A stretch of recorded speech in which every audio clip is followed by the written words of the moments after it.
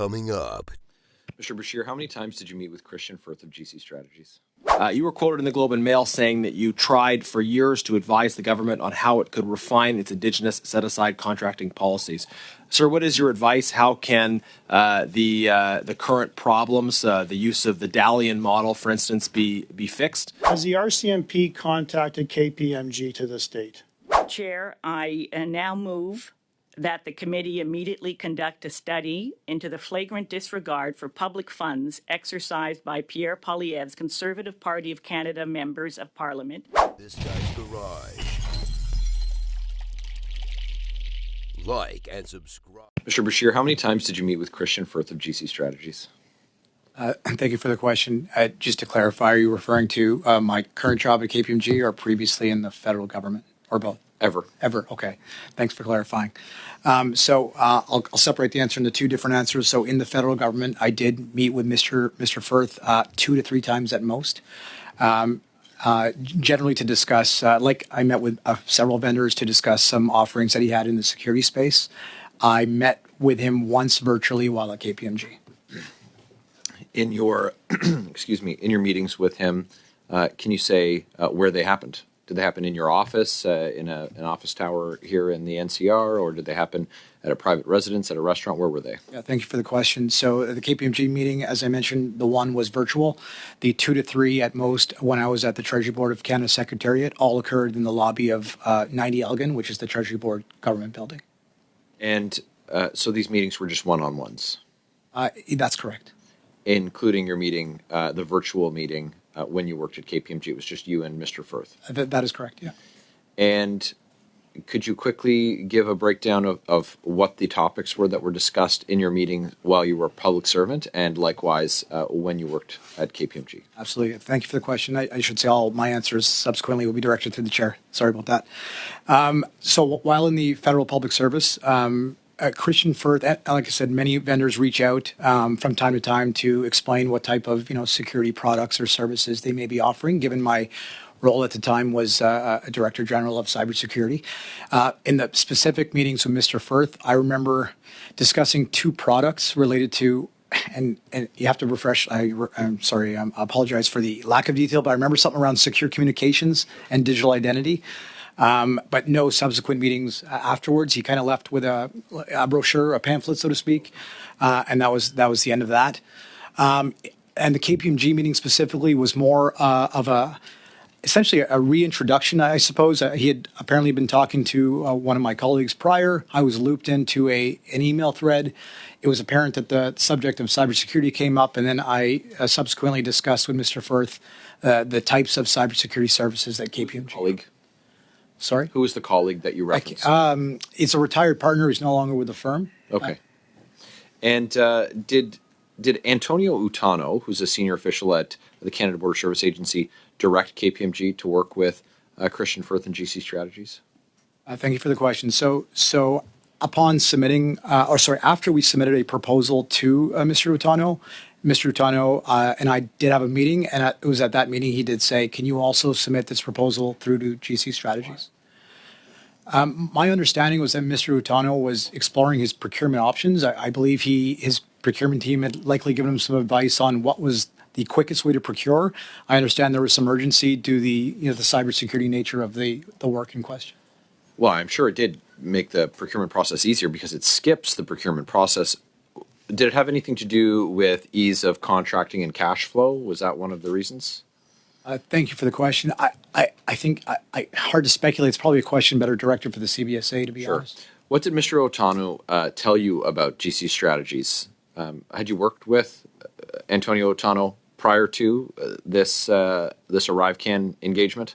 Thanks for the question. I'd never worked with Mr. Utano prior to the engagement. I likely crossed paths with him in my time in government, at a government event, but I don't recall ever working with him on anything.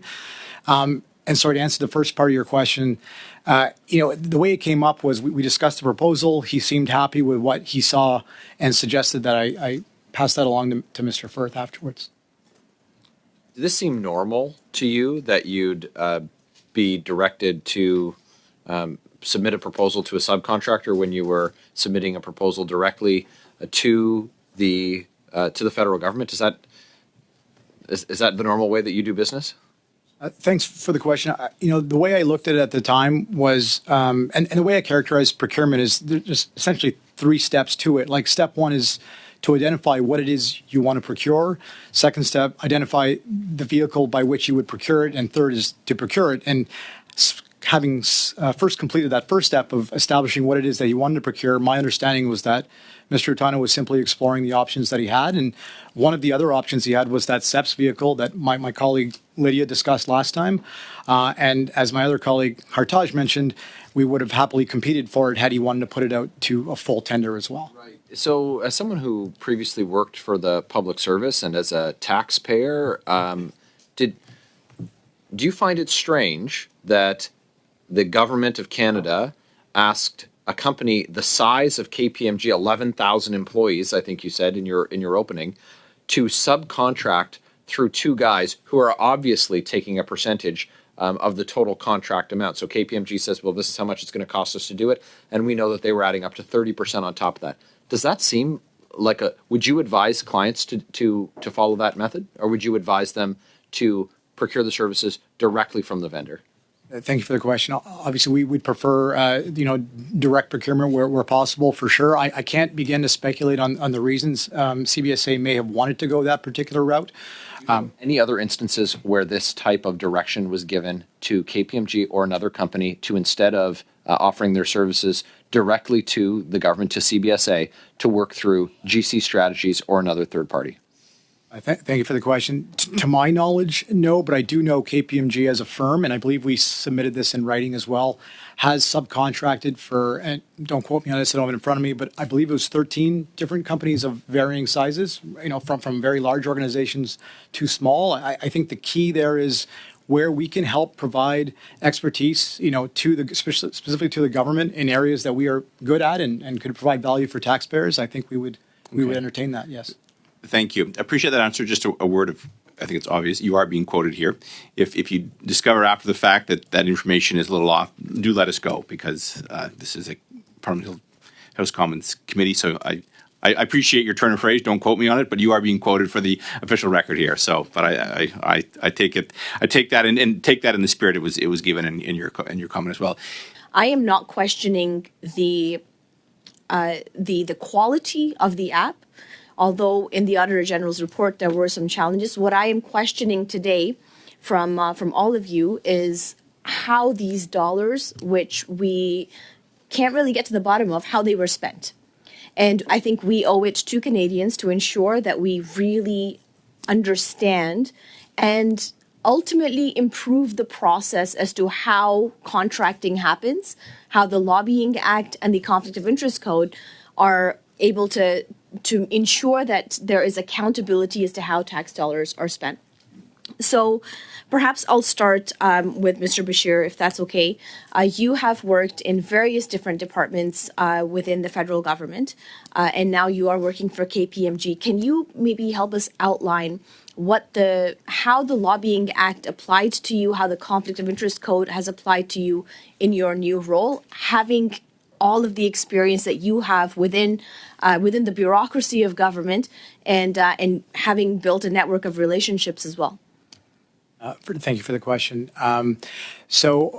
Given the position that I held in the federal public service, I was subject to the Treasury Board directive on conflict of interest, as are most. I believe they term that positions designated at risk for conflict or high risk for conflict of interest. So in what that directive states, and this is the process that I followed upon my departure, is that upon receipt of an offer of employment, and I should say that I did this way earlier than having the offer of employment. I started when I even began thinking about getting an opportunity. I engaged with my values and ethics team immediately, who coached me through the entire process. That then involves a discussion with the senior management team, and finally culminates in a formal letter from the deputy head outlining post-employment restrictions, or as some term it, a cool-off period, upon the departure from the public service. So in my particular case, I was given what was a 1-year post-employment restriction that forbid me from soliciting work or being named even on a request for proposal response for the core federal public service.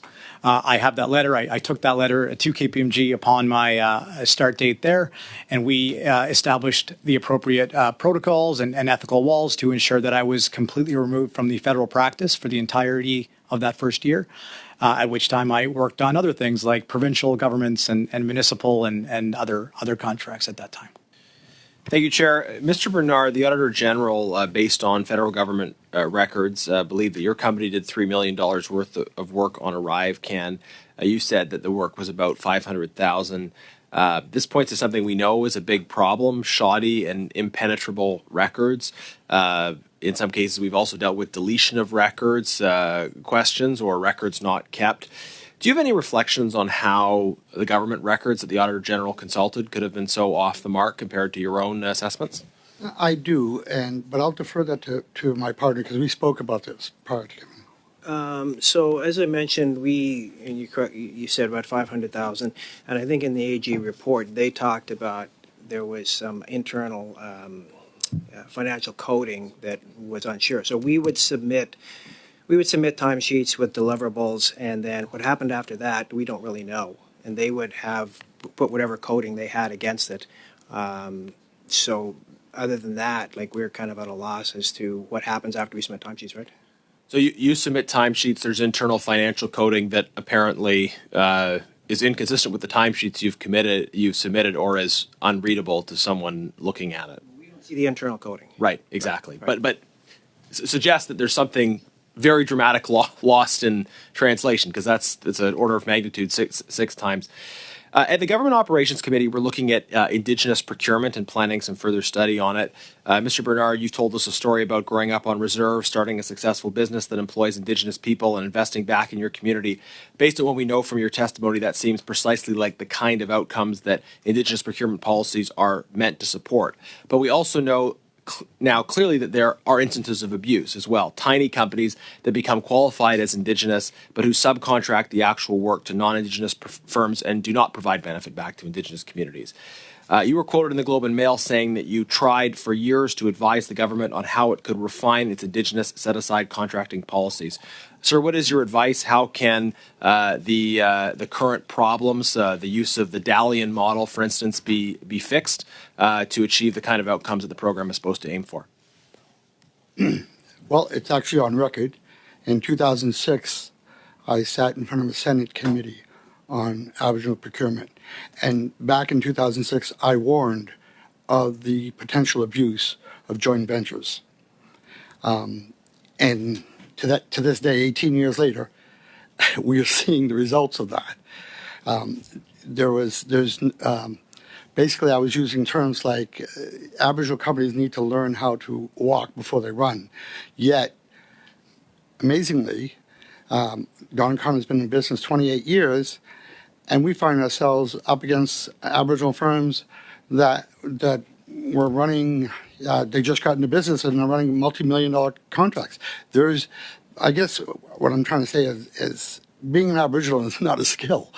But yet in the Aboriginal procurement with joint ventures, it's almost like if you're Aboriginal, all of a sudden that's the quality you're bringing to the joint venture. And we just don't agree with that. We feel that, obviously you have to start somewhere. So there should be small. But we believe the Aboriginal side of a joint venture, it should progress. They shouldn't be going after a $100 million contract when they were riding an ice cream truck the week before. And so this is my if you go back to the 2006 testimony, which is on record and on the Senate committees, in there I actually give 3 ways that I think that should be addressed. And the first one is most importantly, it's a joint venture. That's where there's really a lot of room for abuse.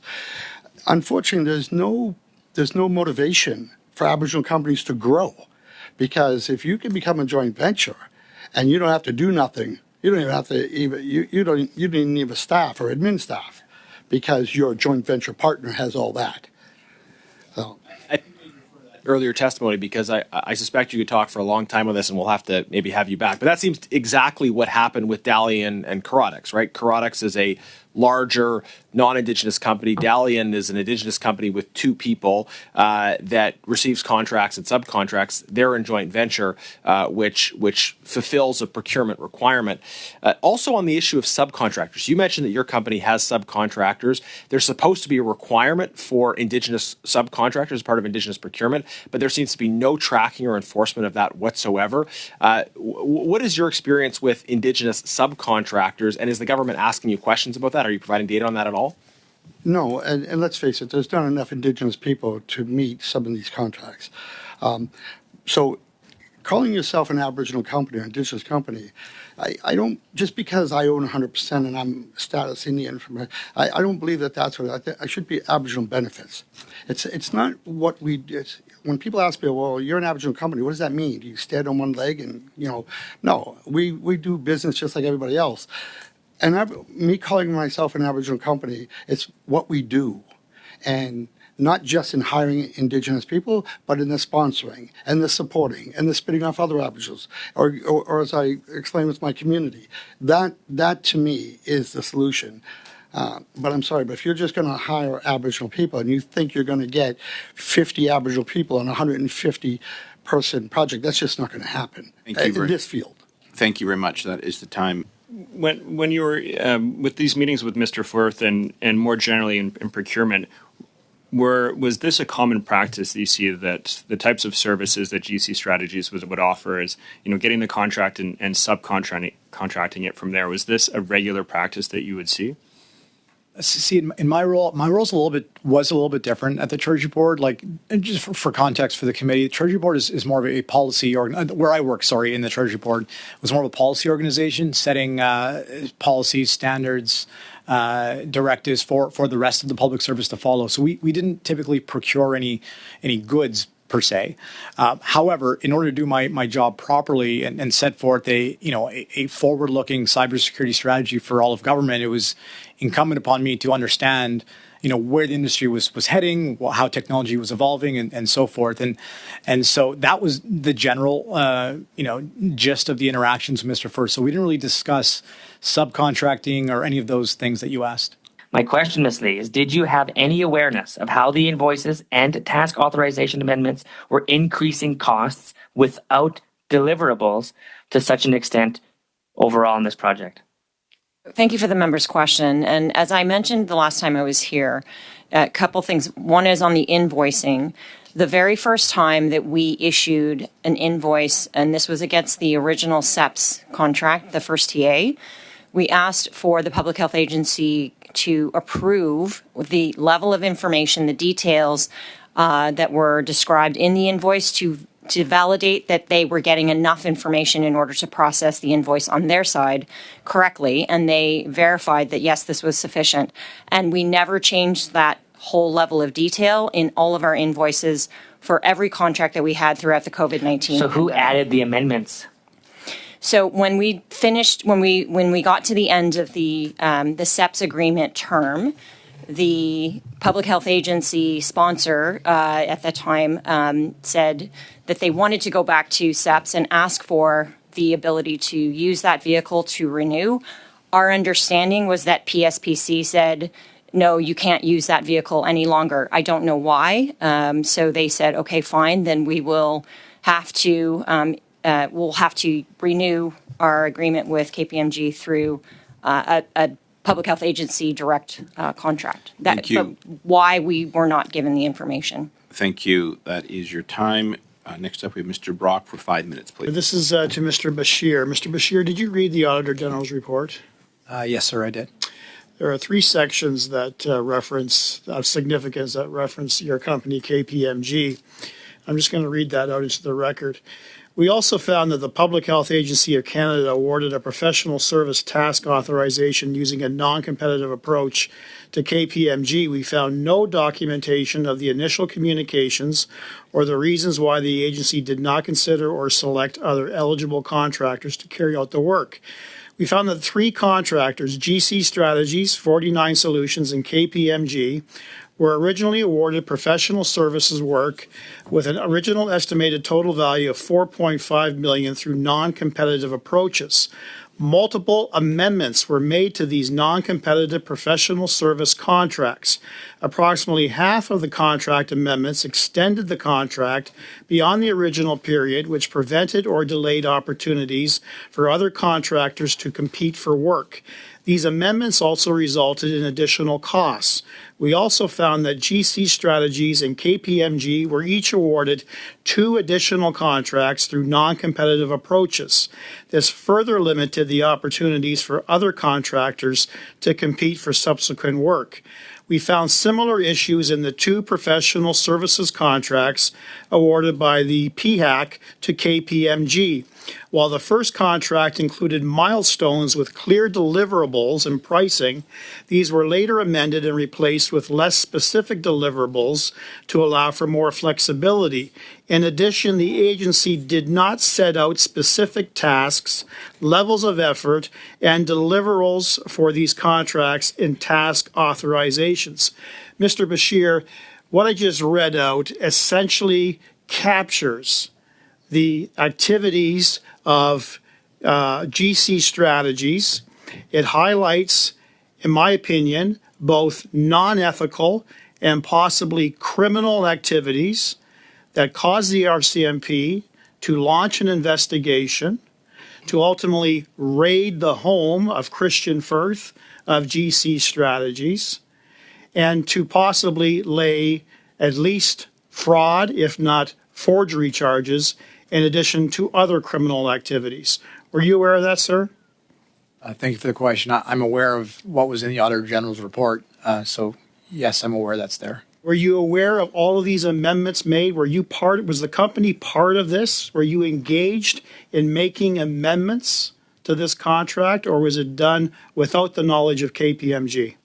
Given that it's a PAC question, I'll pass that over to my colleague Lydia, who worked on that engagement. Thank you for the member's question. If I can also bring you back to the testimony that I shared the last time I was here, after the original SEPS TAs expired and the Public Health Agency wanted to try and extend KPMG under that contract and were told by PSPC that they could no longer use that vehicle, and we don't know why.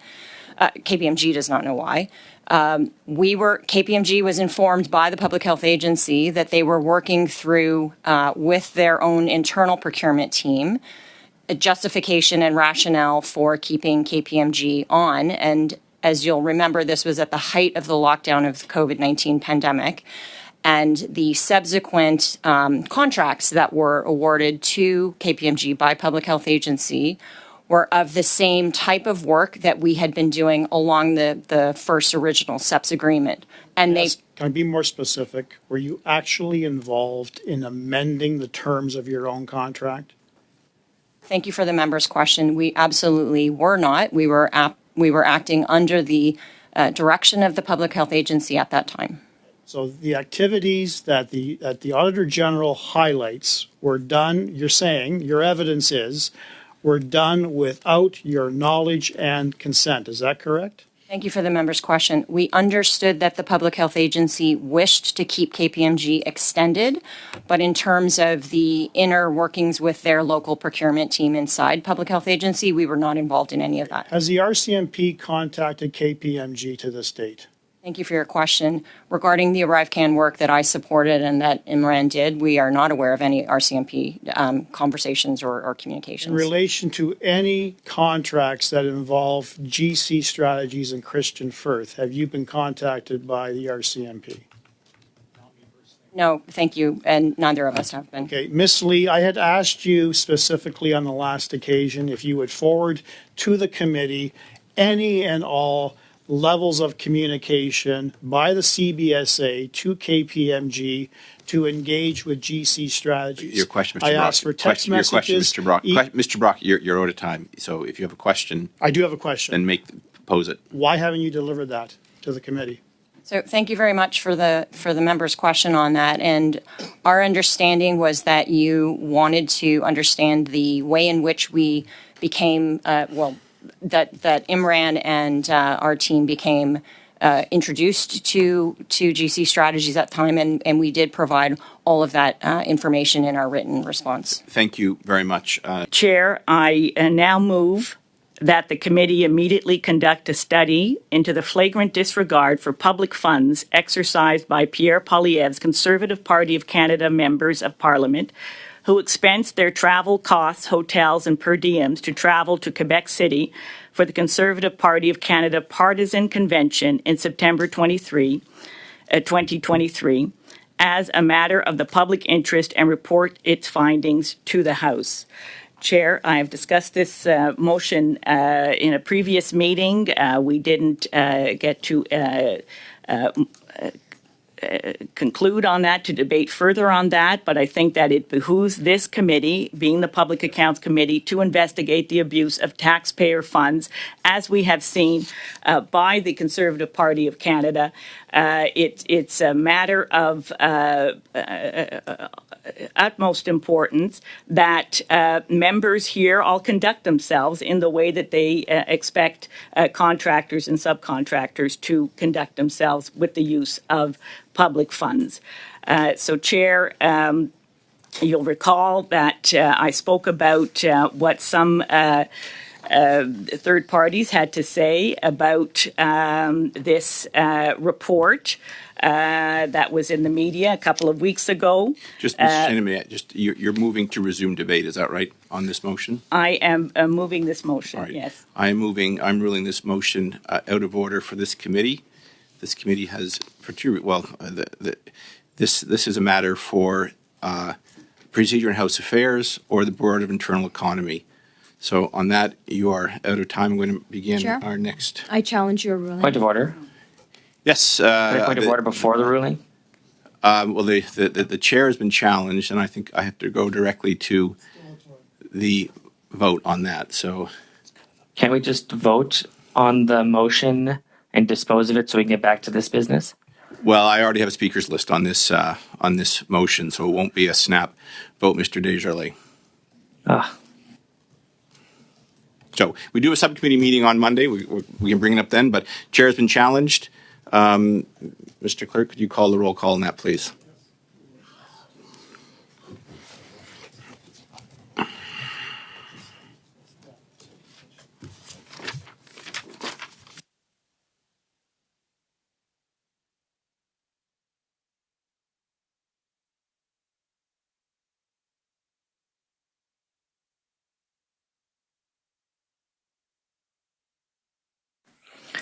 Sorry, point of order. What is the vote on exactly? Is the vote on the challenge? Yes, the clerk will explain. It's probably sure restate it, but the Ms. Killiard has challenged my ruling, which, if you vote to affirm my decision, we continue with the witnesses. If you vote against my ruling, we will turn to the motion, and I'm sure debate that for the remainder of the committee. Is that right, Mr. Clerk? At least on the results. So yes. So the option to just vote on it, dispose of it, and get back to the meeting isn't possible. That would be my preference. Then you would want to vote to affirm my decision. I understand that. Well, is it not? Pardon me. Sorry. Sorry. I'll turn it over to the clerk then. Sorry. So the vote is on shall the chair's ruling be sustained, which is to say shall the chair's ruling be upheld. If the chair's ruling is upheld, the motion would be admissible and be allowed to be moved. So shall the No, that's not right. If my ruling is upheld, if my ruling is upheld, we get back to the meeting and the motion can be yes. If the ruling is overturned, for clarity, Chair, the motion would then no longer be able to come to this committee. Is that correct? That was your ruling, if my understanding is correct? The clerk said an identical motion could not be moved again. Point of order. Yes. Is it possible by unanimous consent to just deal with the vote or deal with the motion that was presented by Ms. Shanahan, deal with it right now, dispose of it, and then get back to the meeting that we're having right now? So we can't. So no, we can't do that. Mr. Isher, there. No, that will. I can tell from my speaking list on the that will not happen. I see. Over to you, clerk, for the roll call, please. So the chair's ruling is that the motion is inadmissible. Shall the chair's ruling be sustained, which is to say, shall the chair's ruling be upheld? Ms. Bradford. No, I oppose the ruling of the chair. Mr. Weiler. Was I wrong? No, that's correct. I want to oppose the ruling. Ms. Killid. No. Ms. Shanahan. No. Ms. Yip. No. Mr. Nader. Yes. Mr. Brock. Yes. Mr. Barrett. Yay. Madame Sinclair-Designy. Oui. Mr. Descharlet. Yes.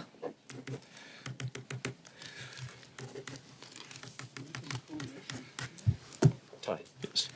Thank you. Beginning our third round, Mr. Nader, you have the floor for 5 minutes, please. Thank you, Chair, and thank you to you for ensuring that members get their time despite the obvious obstructionary tactics by the Liberal National Caucus Chair. But nonetheless, thank you, Chair, and through you, thank you to our witnesses. Mr. Bashir, Mr. Tano suggested to you or indicated to you to submit 2 proposals, one through GC Strategies and one directly to CBSA. Is that correct? Am I interpreting that correctly? Thank you for the question. Just a small clarification. It was the same proposal. So we initially was requested to submit it to Mr. Utano, which we did. Subsequently met with Mr. Utano to discuss the details of it. And it was at that subsequent meeting where he said, I'd like you to send a copy of this to Mr. Firth at GC Strategies. So it was the exact same proposal for the exact same amounts in both submissions? That's correct. It was the same. It was a PowerPoint presentation to be specific, but it was the exact same presentation. Yes. Could you remind the committee what was the dollar figure attached to that submission? Thank you for the question. I recall it was 2 separate.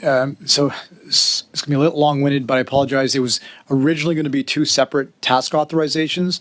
The first being more of a technical control review. That was in the amount of $255,000. And the second half, the second task authorization was more procedural in nature, reviewing policies, procedures of the sort, and that was for $145,000 for a grand total of $400,000. And did you in fact receive $400,000 from GC Strategies for your work? From GC Strategies, yes, that is correct. And you would have expected to receive a similar amount or the exact same amount had you dealt directly with the CBSA? That is correct. So by going through GC Strategies, you still got paid the same amount, but taxpayers in the great scheme of things paid more. Is that a good assumption? That is my understanding of what happened, yes. Okay. You talked about meeting with Mr. Firth 2 to 3 times while you were at the Treasury Board of Canada Secretariat as a senior government official, as a Director General. But you made the comment that they were like any other vendor. In response to another question, you said that there was an element of understanding where the industry was heading. My question to you, though, is were you aware that GC Strategies actually doesn't do any IT work? Were you aware of that at the time?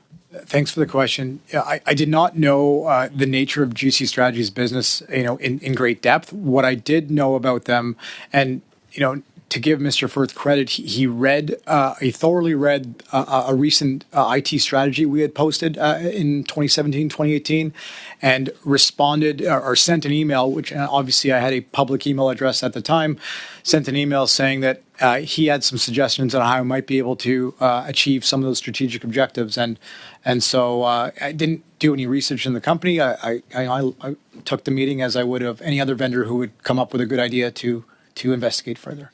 So he flim-flammed you. He made you.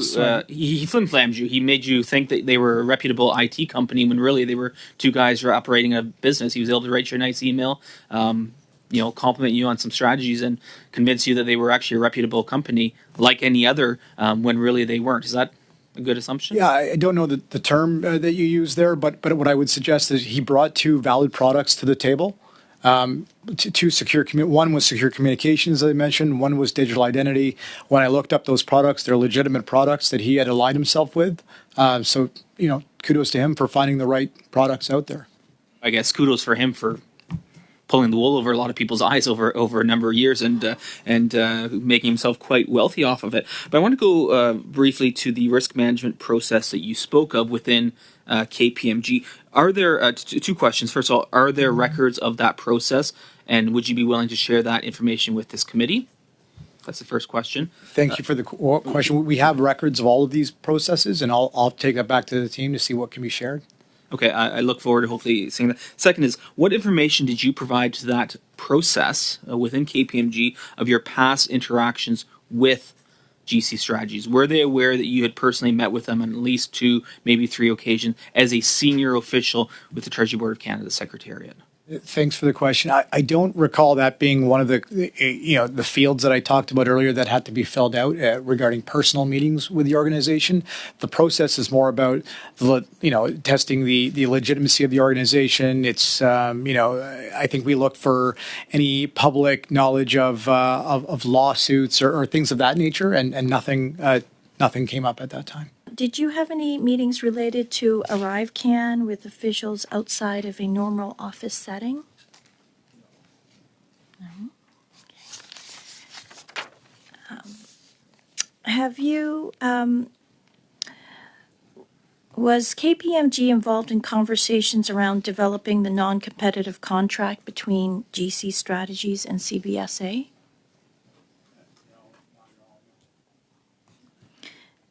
Have you spoken to anyone else looking into this issue, like the Auditor General? Me personally, no, I have not. I don't know, Lydia. If I can clarify thank you for the member's question. So the Auditor General did contact KPMG to confirm the information that was about to go out in the report ahead of time, just before the report was released, to confirm the details, and we complied with her request. Mr. Bashir, in your opening statement, you mentioned that KMP serves and assists clients with respect to gaps. And do you feel that that was done? If I understand the question correctly, I believe you might have been referring to my statement about closing strategic and operational gaps. Was that the reference? I couldn't remember the exact wording, but I wanted to hear more about that with respect to the work that you were contracted to do. Absolutely, thank you. And through the chair, I'll answer that in that, specifically in my field of cybersecurity, a lot of our work ends up being gap analysis type work, which means, assessing security posture of systems, today, assessing where they need to be, and providing roadmaps on how to get to a state to best protect the information that is being held by the organization. So by closing operational gaps, that's the reference, certainly in respect to the engagement that I worked on, but I'll pass it to Ms. Lee if there's anything you want to add for yours. Just as I had said before, the last time we were here, the work that we did on the Public Health Agency Arrivecan program was really on helping the Public Health Agency understand policy directions that they might need to take or change or evolve with the COVID-19 pandemic. And we reached out to our global colleagues to provide global leading practices on what other 5I or other jurisdictions were doing in order to help inform those policy directions. So that was the nature of the type of support that we were providing. Mr. Bashir, when you worked at the Treasury Board, you went to this large Canadian company and accounting firm.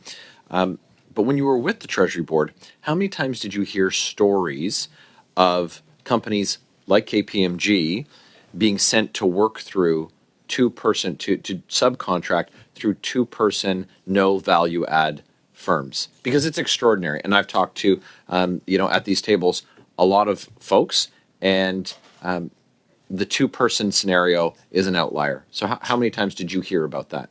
Thanks for the question. I don't know the number of employees of every company for sure, but I would say it wasn't uncommon to see subcontracting relationships between companies of all sizes. I mean, you met with 50% of the employees from this company in a government lobby. You mentioned that much. We know that they even were able to write their own contract. There seems to be all kinds of exceptions around this two-person company, GC Strategies. How many times has KPMG, to your knowledge, been allowed to write a contract and then be the beneficiary of that contract, to be the supplier? I'm not aware of any times we write our own contracts. It's strictly forbidden. It's forbidden, but it seems like, again, there's these exceptions with GC Strategies. Did you you were a DG, you were Director General? Correct. Did you do a quick search to see if the individual you were meeting with, Mr. Firth, was registered to lobby before you met with him? Thank you for the question. I don't recall the details of that meeting. I couldn't give you an exact answer. Were you in the habit of meeting with lobbyists? Thank you for the question. No, we're not permitted to meet with lobbyists. Obviously. Okay, so how do you, if you didn't check to see if he was a lobbyist, how would you know whether or not you were meeting with someone you were allowed to meet with? Oh, thanks for the question. I'm saying me personally, I don't know. My staff may have checked on my behalf as well.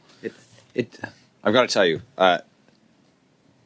absent more of the details, it just seems like you have a bit of a soft spot for Mr. Firth, and I don't know how he was able to get this access to you. I don't understand how you would be directed on behalf of KPMG to subcontract for this same guy who got this access to you, who was lobbying as an unregistered lobbyist. And your paths seem to cross, and you say, well, it kind of all worked out, and it seems like it was okay. I think it's demonstrably not okay. This company has been engaged in all kinds of conduct that's not acceptable for any other vendor, and it's obviously not of value to Canadians the way that this was carried out. How many hours of programming or cybersecurity work did Christian Firth and GC Strategies do on the contract with KPMG for Arrivecan? Just how many hours? On my specific contract, they were not involved on my delivery. So they weren't involved? In my delivery, I cannot speak to what Mr. Utano and Mr. Firth did afterwards, but specific to delivery of... Other that they probably went out for a steak and a beer. That seems to be the pattern here, is that they went out for dinners, collected 30% commissions, and then had someone else do the work and said, well, these guys are IT professionals, but they didn't do any IT work. How much exactly was KPMG paid through their subcontract with GC Strategies for the work on Arrivecan? Thank you for the question. As I stated earlier, the two task authorizations total an amount of $400,000. Do you know how much GC Strategies billed for that work? I do not have visibility into that. Well, we know that GC Strategies billed the government $452,000 for your work, and that's on the low end, which is a pretty good payday, $52,000 for doing no value-added work, and a senior government official facilitated it all. We know that you had that exploratory meeting with GC Strategies, Mr. Firth, and then were directed to work with GC Strategies. At what point did you leave the government to go become a consultant for KPMG or an employee of KPMG? What was the... That happened in May of 2020. May of 2020. Do you think it was appropriate and ethical for the government to have a senior CBSA official direct a business to work with a favored contractor, and I'm asserting that they're a favored contractor, like GC Strategies? Do you think it was appropriate and ethical? I think the government of Canada can decide the way in which... I'm asking you, sir, make a value judgment. On behalf of KPMG, is this the kind of company that KPMG does business with? We would do business with any company that... Do business with any company that's having their doors kicked in by the RCMP, that's obviously engaged in procurement processes that are illegal. Very much. I will allow an answer, Mr. Baird. Do business with any company. I'd like to complete the sentence. Thank you, Mr. Chair. Just to say, we would do business with any company that passes our risk management processes, as GC Strategies did at that time. Thank you very much. Thank you, Chair. So, Mr. Bashir, I'm still going to be circling back on your relationship with GC Strategies and Christian Firth. Your evidence is somewhat clear, 3 to 4 possible meetings with Mr. Firth before you engaged with him pursuant to direction given by Mr. Utano. Did any of those meetings occur at his place of business? No, sir, they did not. Okay. All at the government offices? All in the lobby of 90 Elgin, from what I recall, yes. Were you familiar with where he conducted his business? I did not have any line of sight into that. He probably didn't tell you he operated out of his basement, did he? I did not have any line of sight into that either. No, he didn't offer that. That's correct. Didn't tell you where he worked out of? Did he give you a business card at least? It's possible. I don't recall, but I don't recall the basement conversation coming up. Okay, so help me with this because I have a hard time reconciling the evidence that your partner, Mr. Hartaj Najir, gave on the last occasion and your evidence today with respect to a very key issue. And my colleague, Mr. Nader, had basically used a phrase called flim-flammed. You weren't familiar with that phrase. It could be hoodwinked. It could be snowed. It could be lied to. You certainly didn't know, is what I understand. You didn't know that they offered no IT services whatsoever. They were strictly a middleman, connecting the government of Canada with professionals. You're saying you didn't know that, and Mr. Firth didn't volunteer that information. That's what you're telling us today, correct? That is correct. Okay, so here's the problem. Your partner, Mr. Najir, on the last occasion at committee said the following. The firm, KPMG, followed rigorous processes and determined no adverse considerations in contracting with GC Strategies, given that they were a well-known entity in the government sector. Both versions cannot be true at the same time. What were those rigorous processes that determined there were no adverse considerations? Did you at least do an address check? Thank you for the question. I don't know the detail, and I'll ask Ms. Lee after this to provide whatever details you can about our acceptance processes as that is executed by another team. But my understanding is that they look into a variety of factors, including the board of directors or C-suite, any kind of board of directors. It was a partnership. It wasn't a corporation. So let's move on to the other checks. Thank you. My understanding is they look for, any public lawsuits or adverse media attention, things of that nature. But Ms. Lee, please, if I'm missing anything in our... That's right. That's correct. And at that given time, given that these are, point-in-time assessments, nothing of concern was raised? A leading multinational consulting firm exercises the bare minimum of due diligence to determine that you are legitimately dealing with an IT company that lied to you. Don't you recognize the problems inherent with what you just stated to me? Don't you think you need to revamp your investigative measures to determine who you're actually dealing with? Thank you for the member's question, and if I may, Mr. Chair, I just want to comment on the testimony from Hartaj last time we were here. He was referring to the client engagement and the engagement acceptance process that we go through for every single project that we do, which is if I may, Ms. Lee, that's fine. This is my time. I have some other questions to ask of you.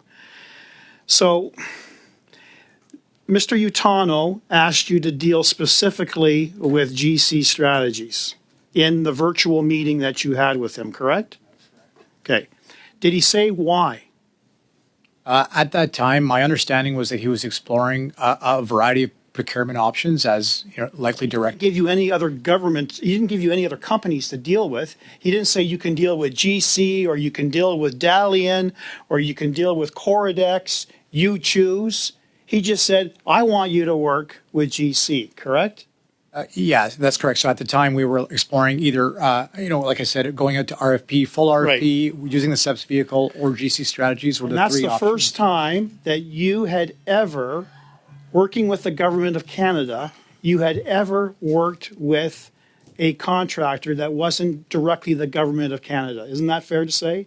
Me personally, that was my first time, but as our written response stated, our firm has subcontracted in the past with approximately 13 companies. Thank you. That is your time. I firmly believe that members of Parliament should be held to the same standard that they expect contractors, that they expect employees, that they expect the public to be held to, that have dealings with taxpayer money, and so that was the nature of my interventions earlier, but we can see that was shut down for today, but may be revisited at another time. In the meantime, I would like to ask you about the Auditor General's report. So, were you, and I think someone did answer this, were you contacted by the Auditor General's office during the writing of the report, Ms. Lee? Yes, thank you for the member's question. We were, so KPMG was contacted, I think a week in advance of the publication of the Auditor's General report to just to confirm some of the facts that were documented in the report. And as I said before, and I'll say it again, we read the report, we understood all the findings, and we cooperated fully. Thank you, Chair. And it's too bad that the Liberal National Caucus Chair doesn't like our questions, but unfortunately, the government failed, and we have to ask questions on behalf of Canadians so that taxpayer money is properly spent. Mr. Bashir, you mentioned that you would have briefed your leadership team on your meetings with GC Strategies. Who were the members that you would have briefed on those meetings? Thank you for the question. As I mentioned earlier, given the time frame, it likely would have been Mark Briard. So you said leadership team. Was it more than one person or just Mr. Briard? Well, he was my assistant deputy minister at the time. There were a number of other director generals that may have been present, but generally the debrief would have been back like upwards to the assistant deputy minister, yes. Would that have been oral brief or would there have been written documentation? Thank you for the question. As I mentioned earlier, generally the debriefs, they varied. Sometimes if there was substance, there would be in writing. Sometimes it was a conversation during a bilateral meeting in person. Well, given that Mr. Brouillard was the Chief Technology Officer of Canada, do you not think he might have had some line of sight onto a company like GC Strategies, which supposedly was a IT technology company? Thank you for the question. I can't speak to Mr. Briard's line of sight into the companies that he knows. I'll ask you that then. Did he offer any concerns about GC Strategies? Thank you for the question. At that time, no concerns were raised. So Mr. Brouillard was the Chief Technology Officer of Canada. Who currently holds that position? Thank you for the question. I don't actually. I think last I heard it was Min Doan, but I believe he's on leave of absence, so I'm not sure who is acting in the role at the moment. Min Doan, that name rings a bell with this committee. Have you ever met with Min Doan? Thank you for the question. Certainly in government context, we were on the same committee, I believe, the Enterprise Architecture Review Board. So we sat, across the table from one another in a format similar to this, but didn't really work with them too closely. Did you ever have any conversations with Min Doan after leaving government? After leaving, thank you for the question. The only time was likely during the presentation of our findings of the CBSA cybersecurity assessment that we conducted. I remember presenting those findings to a CBSA committee, and I believe that Mr. Doan was present at that meeting. Do you have any records from that meeting? Thank you for the question. At best, probably a meeting invite. I can't, but I'd have to get back to you on that. Who else do you recall having been at that meeting with Mr. Doan?